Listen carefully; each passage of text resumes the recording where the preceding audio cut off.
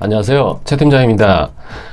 오늘 영상은 그 채권의 원인 서류 중에 공정증서가 이제 채권의 원인 서류일 경우에 그 중에서도 금전 소비대차 계약에 의한 공정증서일 경우에 그 채권을 회수하는, 채권 추심하는 방법에 대해서 일반적인 내용을 좀 다뤄보도록 해보겠습니다. 자, 먼저 그 채권의 종류는 굉장히 다양합니다. 뭐 민사채권, 뭐 크게 이제 분류를 할 경우에는 민사채권, 그 다음에 상거래채권, 이렇게 이제 크게 두 가지 분류를 할 수가 있는데, 여기서 이제 오늘 다루고자 하는 공정증서 같은 경우는 통상적으로 이제 민사채권에 해당이 됩니다. 그 공정증서를 작성하는 이제 원인은 또 여러 가지가 있겠죠. 뭐 지불각서도 있을 것이고, 차용증도 있을 것이고, 그 다음에 뭐 대여금, 뭐 여러 가지 이제 종류들이 있겠지만은 그 중에서도 가장 일반적으로 많이 쓰이는 금전소비대차 계약에 의한 공정증서에 대해서 간략하게 좀 살펴보도록 하겠습니다. 자, 공정증서라는 거는 그 보통 이제 개인 간에 또는 법인 간에 또는 뭐 법인과 개인 간에 어떤 이제 그 금전적인 그 내용에 따라서 뭐 돈을 차용을 해줬다든가 뭐 대여를 해줬다든가 또는 뭐 대금을 못 받았다든가 했을 경우에 미래에 어떤 확정된 날에 변제하기로 하고, 거기에 대해서 채무자와 채무자 간에 이제 합의를 보고 공증인가가 되어져 있는 공증인가 변호사 사무실에서 이제 작성하는 서류를 통상적으로 이제 공정증서라고 합니다. 그러면 이 공정증서는 그 효력이 있는데, 그 효력은 보통은 이제 민사채권 같은 경우에 강제 집행을 하려고 하게 되면은 법원에 이제 재판을 통해서 판결문을 획득을 해야 됩니다.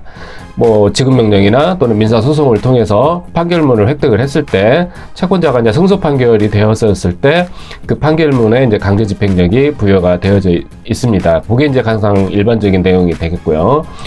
이 공정증서 같은 경우는 이 법원에 재판을 거치지 않고 그냥 바로 변제 기일에 변제가 안 됐을 경우에는 채무자가 기한이익을 상실을 하고 채무자의 재산에 대해서 강제 집행을 할 수 있는 그러한 효력을 가지고 있는 게 이제 공정증서의 일반적인 효력이 되겠습니다.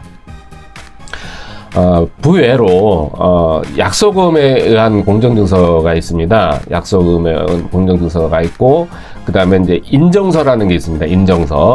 인정서라는 거는 일반적인 공정증서하고 이제 가장 큰 차이점은, 공증인가 사무실에서 작성하는 거는 뭐 똑같긴 하겠지만은 인정서에는 강제 집행력이 없습니다. 그렇기 때문에 인정서를 가지고 강제 집행을 하려 그러면은 다시 소송을, 인정서를 원인 서류로 해서 소송을 제기해서 판결문을 얻어야 하는 게 이제 통상적으로 인정서가 되겠습니다. 그리고 이제 공정증서의 소멸시효 기간, 채권의 이제 소멸시효 기간은 10년입니다. 판결문하고 똑같습니다. 그래서 만약 10년이 거의 다 됐다라고 했을 때에는 그 공정증서를 원인 서류로 해서 재판에 이제 소송을 제기를 하게 되면은, 거기서 이제 승소 판결이 나오면 다시 소멸시효가 10년으로 또 연장이 되겠습니다. 자, 그러면 이제 중요한 거는 이 공정증서를 작성하는 원인은 채권자가 그 자기가 가지고 있는 채권을 확보를 하기 위해서 나중에 재판을 거치지 않고 바로 채무자가 약속을 어겼을 경우에는 강제 집행을 하기 위해서 이제 통상적으로 작성을 하게 됩니다. 근데 이제 중요한 거는 이 공정증서를 작성을 할 당시에 채무자의 이제 그 뭐 재산 상황이라든가 또는 뭐 신용 상태라든가 뭐 금융거래 내역이라든가 이런 거를 알아보지 않은 상태에서 공정증서를 작성하는 경우가 거의 대부분입니다. 그러다 보니까 나중에 채무자가 약속을 이제 변제기일에 변제를 안 할 경우에는 이제 문제가 생기는 게, 공정증서를 작성을 한다는 얘기는 채무자 어떻게 반대로 생각을 했을 경우에는 뭐 나 가진 거 없으니까 마음대로 하라는 그런 의미도 내포가 되어져 있는 겁니다.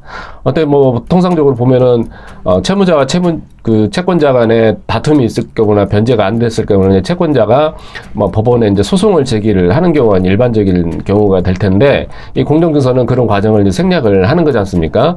그러다 보면은 채무자가 나 가진 거 없고 뭐 나중에 잘못돼도 뭐 특별히 내가 손해 볼 게 없다라는 내용을 공정증서를 작성을 할 당시에 내포를 하고 있다는 얘기입니다. 자, 그러다 보니까 공정증서를 나중에 문제가 생겼을 때에 통상적으로 저희가 실무에서 채권 추심을 해보면은 신용불량인 경우도 상당히 많습니다. 그 채무자가 또는 뭐 거래하는 은행도 없고 그리고 또 뭐 연체가 돼 있다든가 아니면 재산도 없고 이런 경우가 거의 대부분입니다. 실무에서 보면은. 그렇기 때문에 만약에 이제 채무자가 공정증서에 그 기재가 되어져 있는 변제 기일에 약속을 이행을 하지 못했을 경우에는 통상적으로 이제 채무자는 변제 기일을 좀 더 늦춰달라고 한다든가 언제 또 다시 변제 기일을 잡아달라고 한다든가 이렇게 이제 그 얘기를 하게 되는 게 일반적인 내용입니다. 그러면 이제 여기서 채권자는 어떻게 대응을 해야 될까요? 통상적으로 그 보면은 채무자의 그 요청을 받아주게 됩니다. 채권자는 쉽게 말씀을 드려서 채무자한테 끌려간다는 얘기죠. 그러면은 이제 어떻게 진행을 해야 되나? 자, 채무자가 변제 기일에 만약에 변제를 하지를 못했을 경우에는 더 이상 기한에 연장을 해주지 말고 바로 채무자의 신용 상태라든가 또는 뭐 재산 상황이라든가 이런 거를 신용정보 회사를 통해서 확실하게 알아본 연후에 강제 집행을 진행을 해야 됩니다. 즉 바로 채권 추심에 임해야 된다는 얘기입니다. 왜 그러냐면은 채무자는 이 공정증서 채무 말고 다른 채무도 지고 있는 경우가 거의 대부분입니다. 은행에 뭐 그 대출이 있다든가 또는 뭐 제3의 채권자가 있다든가 또 세금이 뭐 체납이 돼 있다든가 이런 경우가 또 많기 때문에 시간을 연장을 해주게 되면은 그만큼 채권 회수 확률이 떨어지게끔 되어져 있습니다. 통상적으로 실무에서 저희가 보면은 공정증서 기일에 변제가 안 됐을 경우에 연장을 해주게 되면 돈을 떼이게 되는 경우가 거의 대부분입니다.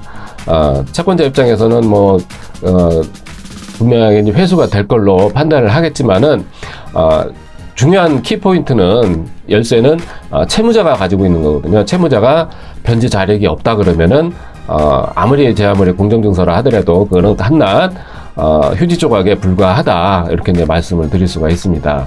그렇기 때문에 만약에 공정증서를 작성을 했는데 채무자가 뭐 변제 기일에 변제를 안 한다든가 또는 뭐 이자를 납부를 하기로 했는데 이자를 뭐 중간에 납부를 안 한다든가 이렇게 해서 기한의 이익을 상실을 할 경우에는 그 채무자의 그 뭐 연장을 해달라는 그런 요청을 들어주지를 말고 바로 강제 집행을 하기 위해서 그 채권 추심을 진행을 하는 게 조금이라도 채권을 회수하는데 도움이 된다라고 이렇게 이제 결론을 지어서 말씀을 드릴 수가 있겠습니다.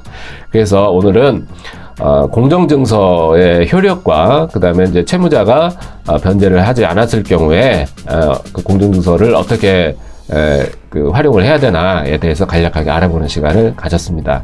이상 최 팀장입니다. 감사합니다.